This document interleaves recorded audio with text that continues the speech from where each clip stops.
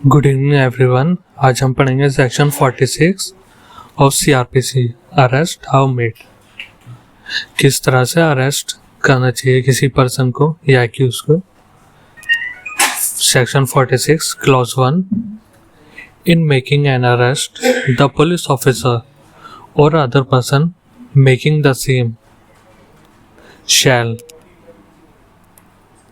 actually touch or confine the body of the person to be arrested। मतलब जब किसी person को या एक्यूज को पुलिस ऑफिसर या फिर और कोई पर्सन जिसको अथॉरिटी अरेस्ट करने की एक्यूज को या किसी और पर्सन को शैल लिखा है तो ज़रूरी है कि वो एक्चुअली टच करे या फिर कन्फाइन कर सकता है एक्यूज इसकी बॉडी को, मतलब कि उसे रोक सकता है जिससे कि वो उस पर्सन को अरेस्ट कर सके, to be arrested, unless there be a submission to the custody by words और एक्शन। मतलब कि पुलिस ऑफिसर और अदर पर्सन उस एक्यूज को तभी टच कर सकता है अगर वो एक्यूज सबमिशन दे दे।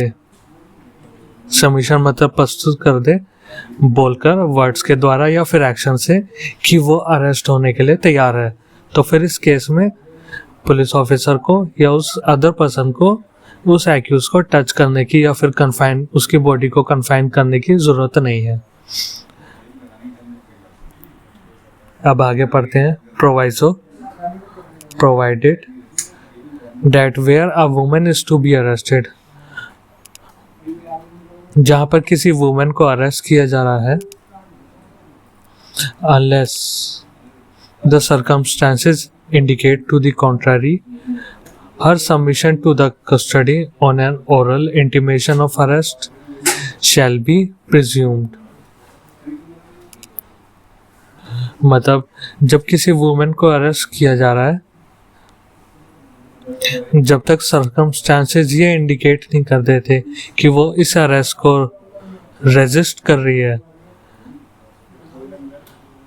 सर्कमस्टांसेस में ओरल आएगा या फिर वो अपने बॉडी एक्शन के द्वारा ये प्रेजेंट कर देती है कि वो अरेस्ट होने के लिए तैयार है, तो फिर तब तक ये माना जाएगा, इंटीमेट किया जाएगा ओरली या फिर वर्ड्स के द्वारा भी कि वो अरेस्ट के लिए तैयार है। शैल बी प्रिज्यूम्ड, मगर वो ओरली या फिर अपने एक्शन से ये प्रेजेंट कर देती है कि वो अरेस्ट को रेजिस्ट कर रही है, तो फिर इस केस में उस वुमेन को टच किया जा सकता है या फिर कन्फाइन किया जा सकता है। आगे पढ़ते हैं। And unless the circumstances otherwise require और unless the police officer is a female, the police officer shall not touch the person of the woman for making her arrest। मतलब कि जब तक circumstances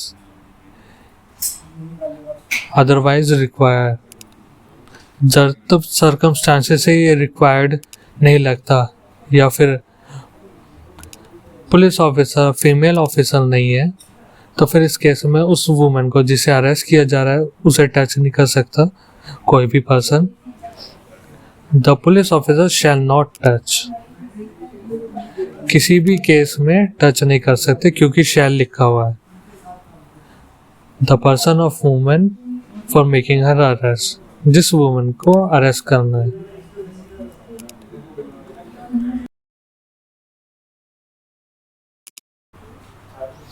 अब आगे पढ़ते हैं।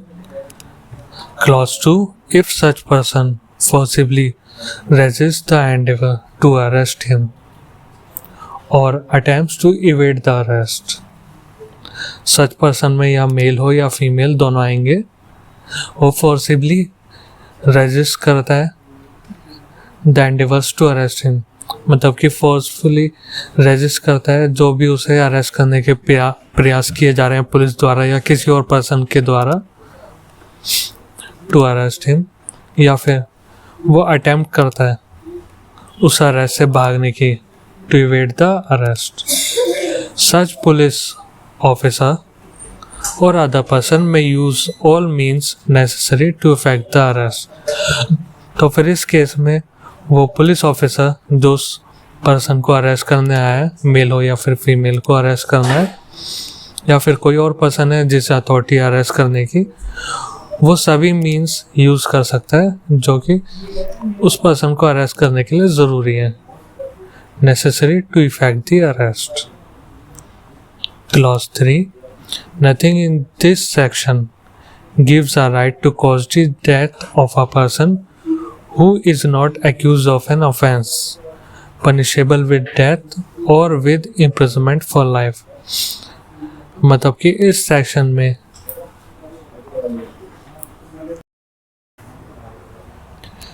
इस सेक्शन द्वारा कोई भी राइट नहीं दिया जाता. Nothing in this section gives a right उस पुलिस ऑफिसर को या फिर अदर पर्सन को कि वो जिस पर्सन को अरेस्ट करने के लिए आया है उसकी डेथ कॉज कर सके, who is not an accused of an offense punishable with death or imprisonment. जिस पर्सन को अरेस्ट करना है जो कि अक्यूज नहीं है उस जो ऑफेंस किया है उसमें, जिसकी पनिशमेंट डेथ हो सकती है या फिर imprisonment for life.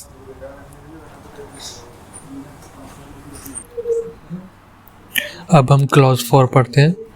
Save in exceptional circumstances, no woman shall be arrested after sunset and before sunrise. मतलब कि कुछ एक्सेप्शनल सर्कमस्टांसेस को छोड़ के किसी भी वुमेन को अरेस्ट नहीं किया जा सकता सनसेट के बाद और सनराइज से पहले. आफ्टर शैल लिखा हुआ है तो ये प्रोविज़न स्ट्रिक्टली अप्लाई होएगा. And where such exceptional circumstances exist, the woman police officer shall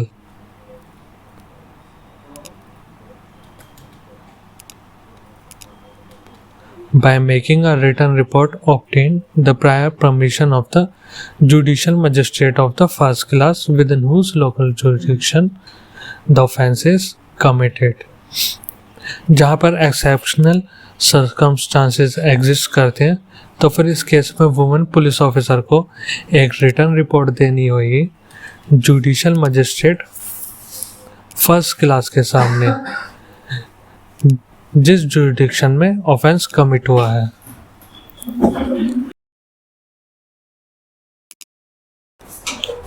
is committed और the arrest is to be made, या फिर जहाँ पर जिस लोकल जुरिडिक्शन में अरेस्ट करना है तो उस एरिया के लोकल जुरिडिक्शन जिस मजिस्ट्रेट के अंदर आता है उस मजिस्ट्रेट के सामने रिटर्न रिपोर्ट प्रेजेंट करनी होगी कि उस वुमेन का अरेस्ट क्यों ज़रूरी है उस वुमेन पुलिस ऑफिसर के द्वारा सनसेट के बाद या फिर सनसेट से पहले, इस पीरियड के बीच में.